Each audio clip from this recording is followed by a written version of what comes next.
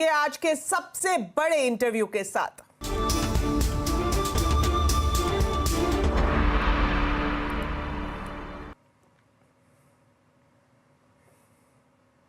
मोदी 3.0 के पहले बजट से एमओएफएसएल के चेयरमैन रामदेव अग्रवाल को बड़ी उम्मीदें हैं। सीएनबीसी आवाज के मैनेजिंग एडिटर अनुज सिंघल से एक्सक्लूसिव बातचीत में उन्होंने कहा कि कंजम्पशन बढ़ाने के लिए लोगों के हाथ में पैसा देना जरूरी है। वे चाहते हैं कि 12 लाख तक इनकम टैक्स फ्री हो। बजट से पहले मार्केट ऑल टाइम हाई पर, पिछले 3-4 साल में इतनी मैसिव बुल मार्केट, बजट को लेकर अब क्या एक्सपेक्टेशन है आपकी? कुछ फंडामेंटल बदलाव लेके आएंगे क्या कि टैक्सेशन में या पर्टिकुलरली पर्सनल टैक्सेशन में? बाकी तो डजंट मैटर, कॉर्पोरेट टैक्स 15-25 है, उसमें कुछ ज़्यादा करने कुछ है नहीं। Corporate tax is taken care of, it is lowest amongst the lowest in the world, people are very comfortable. Personal taxation में थोड़ा सा हिच है, पर्टिकुलरली ये पर्सनल टैक्सेशन में आपका लो एंड में जो फ्री लिमिट्स है 5 से 7 लाख के बीच में जो है, उसमें कोई फेरबदल होना चाहिए। होगा क्या? क्योंकि टैक्स बॉयंसी बहुत अच्छा है तो, लेकिन कंजम्पशन बॉयंसी बहुत बुरा है। जितना अच्छा टैक्स बॉयंसी है उतना अच्छा कंजम्पशन बॉयंसी नहीं है। तो वो कंजम्पशन बॉयंसी लाने के लिए विल दे गिव सम, मतलब कुछ बेनिफिट देंगे क्या लोग एंड को, विच इज़ लॉजिकल, एक्चुअली देना ही चाहिए। और कोई बिग बोल्ड आइडिया जो आपके दिमाग में आ रहा हो बजट से रिलेटेड या आउटसाइड द बजट? क्योंकि बहुत कुछ तो आजकल जीएसटी में क्या दोगे यार आप? सी इनडायरेक्ट टैक्स सब जीएसटी में चला गया। हाँ। तो 2-4 पेट्रोलियम है, पेट्रोलियम और लीकर और उसको अंदर ले आओ, वही बहुत बड़ा डिस्कशन है, पॉलिटिकल डिस्कशन है। दूसरा ये आपका कि कॉर्पोरेट टैक्स आपने ऑलरेडी 15-25 कर दिया है, तो उसमें कुछ बचा नहीं है। अभी पर्सनल टैक्सेशन में हम लोग को मांगने का अधिकार ही नहीं है कि लेकिन क्या जो नीचे वाले तबके, मेरे को लगता है 12 लाख तक टैक्स ही मत लगा यार। 12 लाख तक एकदम टैक्स फ्री कर दो। Ramdev Agrawal minimum share holding के नियमों में भी बदलाव चाहते हैं। उनका मानना है कि बाजार में इस वक्त जमकर फ्लो आ रहा है, ऐसे में जरूरी है कि इस पैसे का सही जगह निवेश किया जाए। उनका यह भी मानना है कि अच्छी कंपनियों में फ्लोट बढ़ाना जरूरी है और इसकी शुरुआत सरकार पीएसयू कंपनी में अपनी हिस्सेदारी बेचकर कर सकती है। क्योंकि हम टॉपिक है बिग बोल्ड आइडियाज कि इतना पैसा मार्केट को चेज कर रहा है, इसको कहीं ना कहीं तो लगाना होगा ना। तो आखिरकार बेचेगा कौन? पेपर की सप्लाई वो बहुत इंपॉर्टेंट है। आपका एक आइडिया ये है कि जो 75% मिनिमम शेयर पब्लिक होल्डिंग है उसको कम करके 51% पे लाया जाए, ऐसा क्यों समझते हैं आप? देखिए, अभी जो हमारे पास 4000 कंपनी लिस्टेड है वो बहुत है, उससे ज़्यादा और कंपनी लिस्ट करने की जरूरत नहीं। आएंगे नई कंपनीज आएंगी, वो भी वेलकम है, there also welcome, more the merrier. लेकिन अभी इमीडिएटली देखिए आपको फ्लो हो गया मेरे ख्याल से anywhere between 6 to 12 lakh crore per annum fresh flow आ रहा है रिटेल से। तो आपका SIP 20-25 हज़ार करोड़ हो गया, आपका म्यूचुअल फंड का लास्ट मंथ 40 हज़ार करोड़ है, मतलब 30-35 हज़ार भी समझो। तो आपका EPFO, आपका इंश्योरेंस, आपका डायरेक्ट HNI मिलाकर तो कम से कम 50 हज़ार करोड़ तो होते ही है, इफ नॉट 60-70,000। तो आपको 6 से 12 लाख करोड़ और बढ़ते आ रहा है तूफान। ये हर महीने बढ़ रहा है, हर महीने बढ़ रहा है। तो इसी कारण से 2.5% per month on month increase है फ्लो का। हमने निकाला है 2 से 2.5% month on month compounded. Okay, तो ये क्या रास्ता कितना बड़ा है हमको नहीं मालूम, क्योंकि अभी तो सिर्फ 160 मिलियन है। मेरे हिसाब से 300 मिलियन तो अगले 3-4 साल में होना ही है। 300 मिलियन डीमैट अकाउंट्स, हाँ एक्टिव। तो और वो एक्टिव मतलब रजिस्टर्ड, अब उसमें एक्टिव पैसे जितना भी होगा, लेकिन उससे क्यूमुलेटिव फ्लो जो है ना वो बहुत अलग ढंग से आएगा। अच्छा, सेबी और भी बहुत ट्राई कर रहे हैं कि भाई स्मॉल टिकट जो शैशे जो बन रहा है म्यूचुअल फंड का 200-250-300 रुपये वाला भी अंदर लेके आओ, कंपलसरी करो। तो उससे जो बॉटम ऑफ द पिरामिड से जो पैसा आएगा उसकी गिनती तो बहुत रहेगी, अमाउंट छोटे रहेंगे लेकिन बहुत ज्यादा शेयर नंबर इतना होगा कि तो मतलब एक रिवोल्यूशन चल रहा है। ओके, वो एक बहुत जबरदस्त काम किया सरकार ने। ओके, अब वो आया, उसको हार्नेस कैसे करें? यदि आपके पास उसको बराबर इरिगेशन में डालोगे आप तो वो फ्लड हो जाएगा और पूरा वो डिस्ट्रक्टिव हो जाएगा। यदि उसको आप इस एनर्जी को यदि आप हार्नेस नहीं करोगे तो वो डिस्ट्रक्टिव हो जाएगा। मतलब आपको सट्टा होगा उल्टा सीधा, जैसे हर्षद मेहता टाइम हुआ था 92, उस समय जो है ना ऐसे आपका इंडेक्स 24 हज़ार वाला 50 हज़ार हो जाएगा, एक साल में 50 हज़ार, मतलब आप समझ लो क्रैश निश्चित है। और जब ऐसा क्रैश होगा कि 5-10 साल तक और स्कैम सब कुछ होगा, तो हाउ डू, यदि क्या बहुत अच्छा कंट्रोल है, डिजिटली कंट्रोल है, and every single trade is passing through, it is T+1, full settlement is happening, margining हो रहा है, मार्क टू मार्केट सब कुछ हो रहा है। ठीक है ना? तो ऐसा तो मार्केट सेफ है बहुत ज़्यादा। लेकिन यदि बहुत ज़्यादा पानी लेके आओगे तो कहीं ना कहीं तो प्रॉब्लम होगा। उससे क्या है कि आप जो है यू मस्ट एक तो सबसे पहले सरकार को चालू करनी चाहिए। They should set the example. इतना जबरदस्त वैल्यूएशन हो गया है, they should say 70 75 80 lakh crore का है, आपको 5 लाख करोड़ का तो माल सबसे पहले सरकार को बेचना चाहिए। हाँ। आप खरीद लो 50,000 करोड़ का किसमें बजट में, लेकिन बेचो 5 लाख करोड़ का माल, ताकि आपका फिस्कल डेफिसिट 5.1 से सीधा 4.5 आ जाए। अच्छा। Without cutting any expenditure. तो you know there are ways. बाजार यदि इनेबलिंग है, अच्छा आपकी कंपनीज भी अच्छी कर रही है, अच्छा उनको फॉलो ऑन ऑफरिंग भी, तो मतलब सब मिला के आपको हाई क्वालिटी पेपर सप्लाई करना बहुत जरूरी है। अच्छा इसमें क्या है कि जो आपका 65-75% जो मिनिमम है, why can't you make it 65? अब आपको दिखाते हैं सीएनबीसी आवाज की बिग बजट एक्सक्लूसिव खबर। अगले हफ्ते पेश होने वाले बजट में मझोले और छोटे शहरों को रेल लाइन से जोड़ने का ऐलान हो सकता है। सीएनबीसी आवाज को मिली एक्सक्लूसिव जानकारी के मुताबिक रेल बजट भी 20% तक बढ़ने की उम्मीद है। पूरी खबर जानने के लिए सीधा जुड़ते हैं लक्ष्मण जी से। तो लक्ष्मण जी बताएं, रेल की रफ्तार बढ़ाने के लिए क्या एक्सक्लूसिव जानकारी है आपके पास? इस बार के बजट में अलग अलग जिन सेक्टर पर खास फोकस रहने वाला है, उसमें से एक महत्वपूर्ण सेक्टर है रेलवे। दरअसल सबकी नज़र इस बात पर टिकी रहती है कि बजट में रेलवे को कितना हिस्सा मिल रहा है। तो जो मुझे सूत्र बता रहे हैं उसके मुताबिक अंतरिम बजट के मुकाबले इसमें आपको 18 से 19% की बढ़ोतरी देखने को मिल सकती है रेल बजट आउटले में। अंतरिम बजट में आपको याद होगा कि 2,55,000 करोड़ रुपए का बजट आवंटन यहाँ पे किया गया था, लेकिन अब इसे बढ़ा करके 2,90,000 करोड़ रुपए या फिर 3 लाख करोड़ रुपए के आसपास ये बजट आवंटन किया जा सकता है। अब आप पूछेंगे इतने सारे पैसे का रेलवे खर्च कैसे करेगी, तो उसमें जो प्राथमिकताएं हैं उनमें से एक प्राथमिकता काफी महत्वपूर्ण है। वो ये है कि छोटे और मझोले शहर में अगर आप रह रहे हैं, अगर वहां पर रेलवे लाइन अब तक नहीं पहुंची है, तो वहां तक रेलवे लाइन और रेलवे स्टेशन वहां पहुंचाया जाए, इसकी कोशिश होगी। इसका ऐलान यहाँ पर हो सकता है। छोटे और मझोले शहर का मतलब ये हुआ कि जिनकी आबादी 50,000 से लेकर के 1 लाख तक की है, वहां पे रेलवे लाइन, रेलवे के छोटे स्टेशन ही सही, वो वहां तक पहुंचाई जाए। दूसरा महत्वपूर्ण है आपको वह है हाई स्पीड ट्रेन की संख्या बढ़ाने को लेकर के कोशिश ये रहती है कि 160 किलोमीटर प्रति घंटे की रफ्तार से ट्रेन चलाई जाए, लेकिन ट्रैक उस हिसाब से तैयार नहीं है। तो ट्रैक को कैसे अपग्रेड किया जाए, इस पर रेलवे में फोकस हो सकता है, और इसके लिए दिल्ली मुंबई के बीच के ट्रैक को अपग्रेड करना, ऐसे दूसरे रेलवे लाइन के पहचान करके उसको अपग्रेड करने की कोशिश होगी। ये बजट का एक महत्वपूर्ण हिस्सा हो सकता है। और एक तीसरी बात, जो डेडिकेटेड फ्रेट कॉरिडोर जो रेलवे का होता है, उसमें अब बजट अंतरिम बजट से ये कोशिश की गई है कि कमोडिटी के हिसाब से इस डीएफसी या फ्रेट कॉरिडोर की पहचान किया जाए, उसका विस्तार यहाँ पे किया जा सकता है। कमोडिटी के हिसाब से मतलब एक कॉरिडोर बनाया जाए जिसपे सिर्फ मेटल के सामान की ढुलाई होगी, एक कॉरिडोर बनाया जाए जहाँ पे एनर्जी सेगमेंट की ढुलाई होगी। तो ऐसे कमोडिटी आधारित डेडिकेटेड फ्रेट कॉरिडोर का विस्तार किया जाए, इसका भी ऐलान इस बजट में होने की संभावना है। तो रेलवे को काफी कुछ मिल सकता है इस बजट से। शुक्रिया लक्ष्मण जी इस एक्सक्लूसिव जानकारी के लिए। घरेलू मैन्युफैक्चरिंग को बूस्ट देने के लिए सरकार बजट में फार्मा, मेटल, पेपर जैसे कई सेक्टर से जुड़े आइटम्स की कस्टम ड्यूटी में बदलाव कर सकती है। सूत्रों के मुताबिक रॉ मटेरियल पर जहां बेसिक कस्टम ड्यूटी में कटौती करने का प्रस्ताव है, वहीं डंपिंग को रोकने के लिए कई आइटम्स पर कस्टम ड्यूटी को बढ़ाया भी जा सकता है। डिटेल्स लेते हैं आलोक प्रियदर्शी से। तो आलोक बताएं, क्या तैयारी है सरकार के स्तर पर?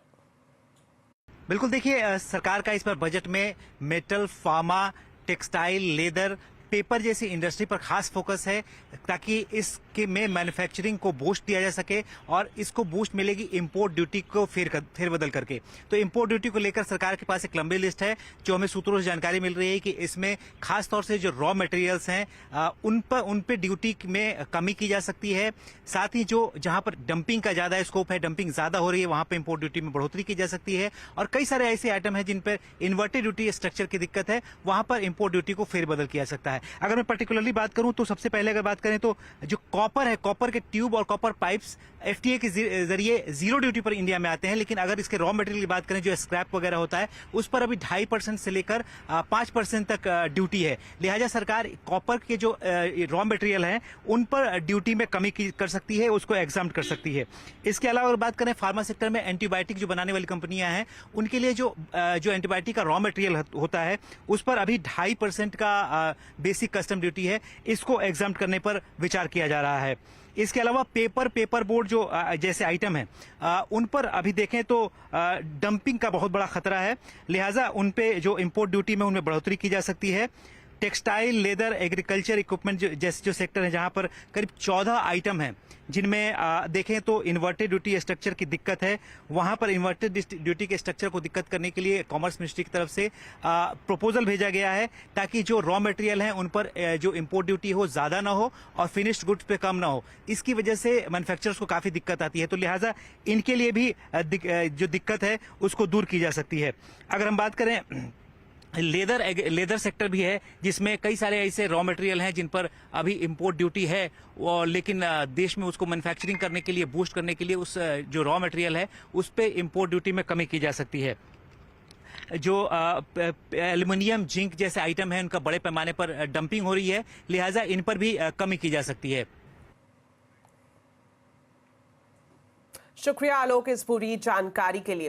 वहीं हाउसिंग सेक्टर को इस बार बजट से क्या उम्मीदें हैं, ये जानने के लिए हमने बातचीत की आधार हाउसिंग फाइनेंस के एमडी एंड सीईओ ऋषि आनंद से। ऋषि आनंद ने कहा कि बजट में होम लोन ब्याज दर में छूट बढ़नी चाहिए। ये ऐसा सेक्टर है जहां पे उम्मीदें बहुत लोगों की बंधी हुई हैं सरकार से, और हम पूरे सेक्टर को ये उम्मीद है कि इस बजट में बहुत सारे पॉपुलिस्ट स्कीम्स आने वाले हैं हाउसिंग सेक्टर को लेके। प्री बजट अनाउंसमेंट में एफएम ने क्लियरली बोला था कि पीएमएवाई सब्सिडी स्कीम दोबारा आएगी। ये एक बहुत पॉपुलिस्ट स्कीम रही है, 2022 में ये खत्म हो गई थी स्कीम। पूरी इंडस्ट्री की नजर इसी पे टिकी हुई है कि ये स्कीम अब किस कॉन्टोर्स के साथ आएगी, इसमें क्या क्या और बेनिफिट ऐड किए जाएंगे। फॉर एग्जाम्पल हम लोगों ने एज एन इंडस्ट्री ये सजेशन दिया था कि इस स्कीम में जो पहले लिमिट थी 2.67 लाख की थी 2022 तक, उसको बढ़ा के 3 लाख कर दिया जाए, और जो टोटल कवरेज था वो करीब 21,000 लोकेशंस का था, उसको बढ़ा के डबल कर दिया जाए।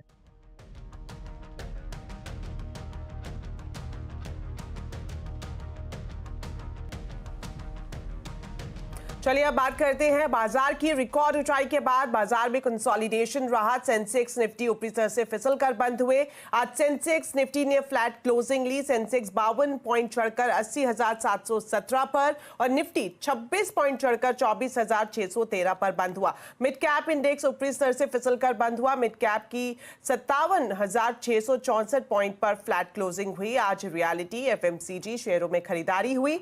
वहीं आईटी, ऑटो इंडेक्स बढ़त पर बंद हुए। साथ ही पीएससी, फार्मा, एनर्जी इंडेक्स में दबाव रहा।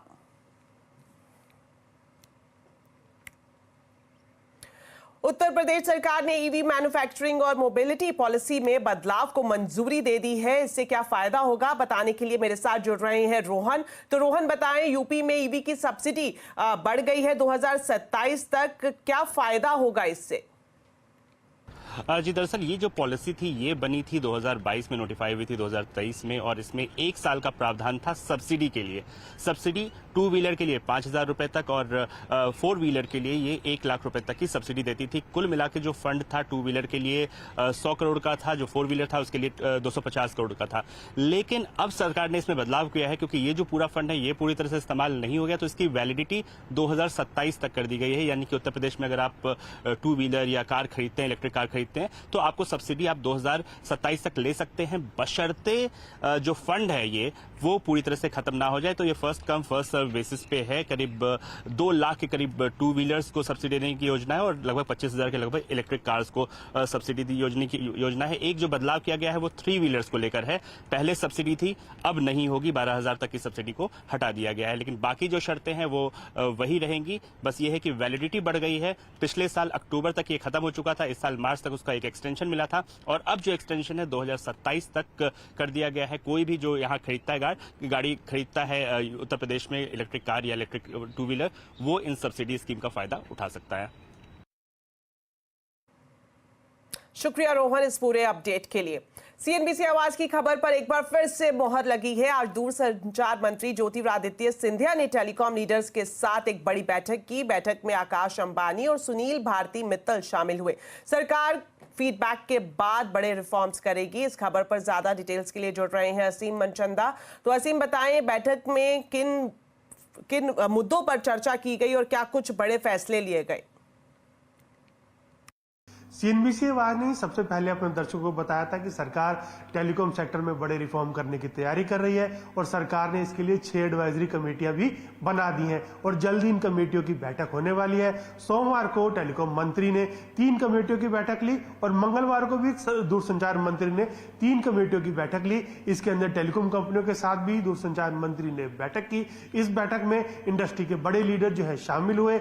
आकाश अंबानी, सुनील भारती मित्तल, गोपाल विट्टल और अक्षय मुंद्रा ने इस बैठक में हिस्सा लिया। सब ने सरकार के सामने अपना फीडबैक दिया, सरकार को बताया कि वो इंडस्ट्री में किस किस तरह के रिफॉर्म चाहते हैं। सरकार ने अब उनका फीडबैक ले लिया और इस दिशा के अंदर सरकार अब काम करने की शुरुआत काफी तेजी से करेगी। दूरसंचार मंत्री के मुताबिक भारत को टेलीकॉम सेक्टर में आत्मनिर्भर बनाना है और दूसरा भारत को एक सुपर पावर टेलीकॉम सेक्टर के अंदर बनाना, इस दिशा के अंदर काम किया जाएगा और यही लक्ष्य को आगे मान करके सरकार रिफॉर्म्स की दिशा के अंदर काम करेगी। शुक्रिया असीम इस पूरी जानकारी के लिए। कभी 1.5 लाख करोड़ रुपए से ज्यादा का मार्केट कैप हासिल कर चुकी बायजूस बीसीसीआई के आगे क्लीन बोल्ड हो गई। एनसीएलटी यानी नेशनल कंपनी लॉ ट्रिब्यूनल ने बायजूस के खिलाफ दिवालिया प्रक्रिया शुरू करने का आदेश जारी कर दिया है। दरअसल ये मामला भारतीय क्रिकेट टीम की जर्सी के लिए बायजूस और बीसीसीआई के बीच स्पॉन्सरशिप कॉन्ट्रैक्ट से जुड़ा है। 159 करोड़ रुपए की बकाया राशि वसूलने के लिए बीसीसीआई ने पिछले साल बायजूस की parent company think and learn पर याचिका दायर की थी। मामले की अगली सुनवाई 15 नवंबर को होनी है। हालांकि कंपनी ने खुद के बचाव के लिए एक आखिरी अपील की है और बीसीसीआई के साथ अपने विवाद को कोर्ट के बाहर सेटलमेंट करने की गुहार लगाई है।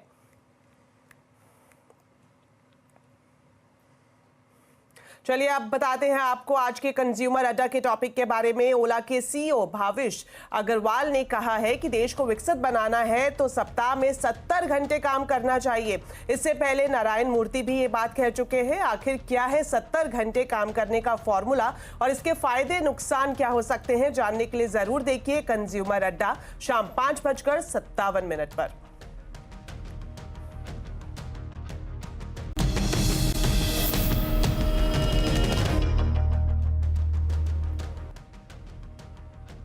ब्रेक के बाद आपका स्वागत है और अब खबर जम्मू कश्मीर से, जहां डोडा में आतंकवादियों से एनकाउंटर में सेना के मेजर समेत 5 जवान शहीद हो गए हैं। सर्चिंग के दौरान आतंकी फायरिंग करते हुए भागे। घना जंगल होने की वजह से वे बच निकले। सोमवार रात 9 बजे के आसपास फिर से गोलीबारी हुई, जिसमें 4 जवान गंभीर रूप से घायल हो गए। इन्होंने इलाज के दौरान दम तोड़ दिया।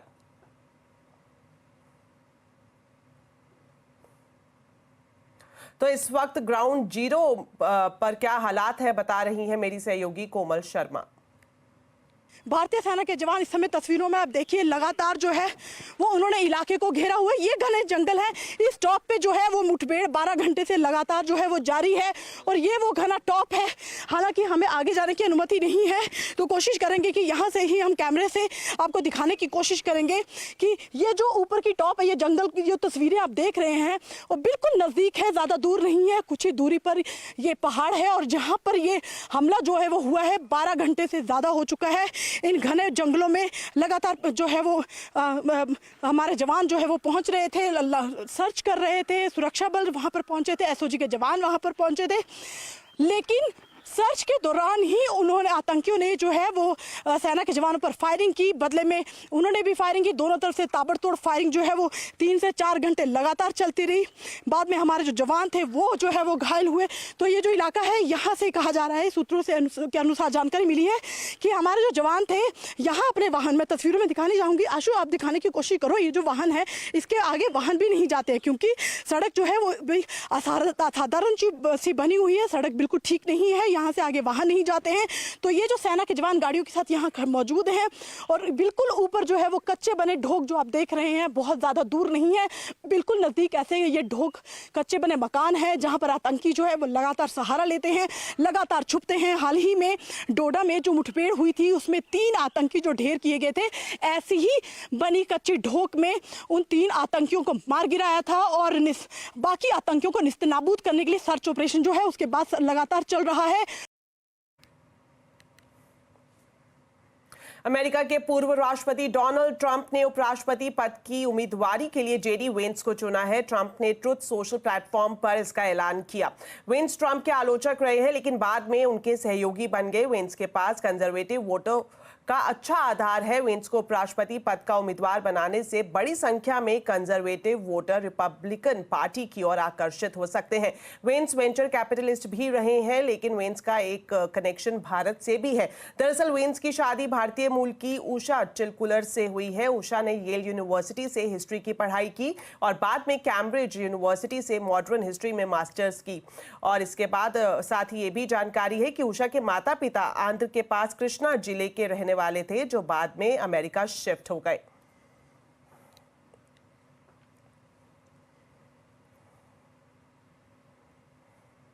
तो चलिए, मेरे साथ बुलेटिन में इतना ही, लेकिन जाते जाते आपको बताते हैं आज के आवाज अड्डा के टॉपिक के बारे में। दुनिया भर में सियासी हलचल बढ़ गई है। अमेरिका में ट्रंप पर हमले के बाद सियासी पारा हाई है, तो वहीं फ्रांस में वामपंथी गठबंधन सरकार बनाने की कवायद कर रहा है। यूके में सत्ता परिवर्तन हो चुका है। ग्लोबल पॉलिटिक्स में क्या चल रहा है, आज आवाज अड्डा में इसी पर होगी बड़ी चर्चा शाम 7:57 पर।